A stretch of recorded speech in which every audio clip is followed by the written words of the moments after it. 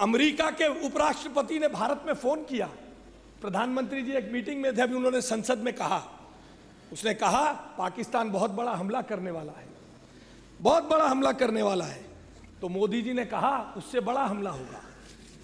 अध्यक्ष जी, हमारी सेनाओं ने 12 में से 11 बेस एयरबेस नष्ट कर दिए, 12 में से 11 एयरबेस नष्ट कर दिए।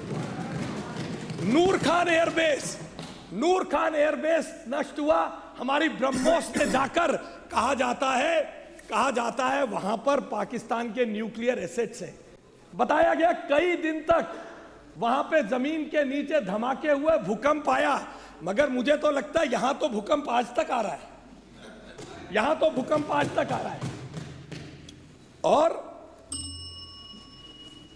और इतने सब के बावजूद, इतना सब होने के बावजूद इनको क्या चाहिए? राफेल की गिनती चाहिए।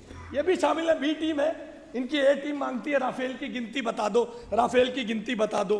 पूरी दुनिया जहां ऑपरेशन सिंदूर पर भारत की सैन्य ताकत का लोहा मान रही थी, पाकिस्तान के प्रधानमंत्री कहते हैं कि 6 जेट गिर दिए। इंटरव्यू करने वाली पूछती है कहां गिर गए, कैसे पता चला? बोले सोशल मीडिया पे पता है। इनको राफेल की गिनती चाहिए, इनको राफेल की गिनती चाहिए, क्योंकि ये भारत को जीतते नहीं देखना चाहते, ये भारत की तारीफ इन्हें नहीं भाती।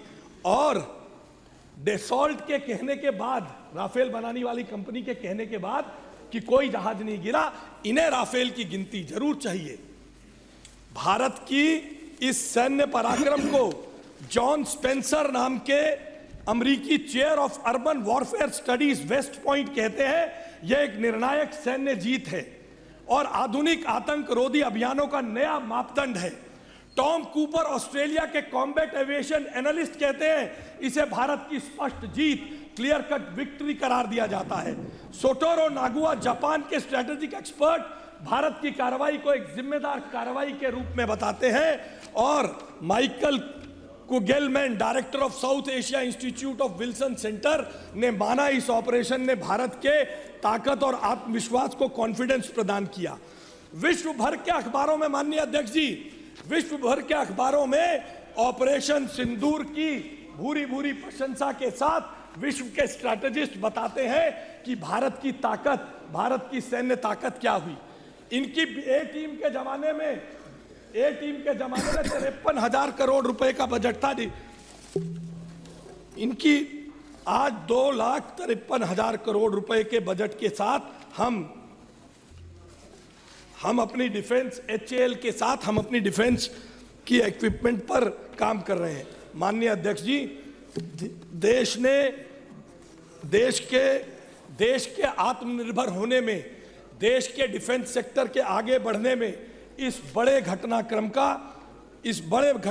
का बहुत बड़ा भूमिका है। HAL जिसको ये इनकी ए टीम और ये बर्बाद करना बता रहे थे, आज विश्व में 23,000 करोड़ से ज्यादा, भारत जो केवल 600 करोड़ रुपए का एक्सपोर्ट किया करता था डिफेंस इक्विपमेंट का, 23,800 करोड़ रुपए का एक्सपोर्ट आज कर रहा है।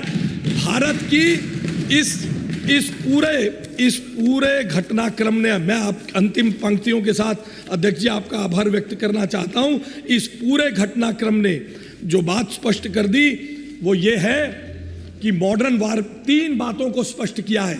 मॉडर्न वारफेयर में भारत की क्षमता को दुनिया ने माना है, एयरफोर्स की ताकत को दुनिया ने माना है, और भारत में निर्मित हथियारों की गुणवत्ता देखकर माना है। और ये लोग जो बार बार इतने दिन से पूछते थे आतंकवादी कब मारे जाएंगे, ये देश की सेनाओं पे चुनौती देते थे। इन्हें याद होना चाहिए, अमेरिका पाकिस्तान में बैठा था, 10 साल तक बैठा रहा। जहां एयरबेस बनाया था, जहां आर्मी का बेस था, थोड़ी दूर पे ओसामा बिन लादेन था। 10 साल लग गए अमेरिका को उस ओसामा बिन लादेन को ढूंढकर मारने के लिए। इजराइल और हमास की लड़ाई आज 1.5 साल से चल रही है, 1.5 साल से चल रही है। हमास को तबाह करने के बाद अपने 21 बंधक 1.5 साल से इजराइल छुड़वा नहीं पाया है। आज 99 दिन हुए हैं। 99 दिन के बाद, 99 दिन के अंदर जिन आकाओं ने उन्हें दिल्ली में भेजा था, पहलगाम में भेजा था, वे भी नेस्ता नाबूद हैं। और वे तीनों आतंकवादी भी उस ऑपरेशन महादेव के अंतर्गत नेस्ता नाबूद कर दिए गए।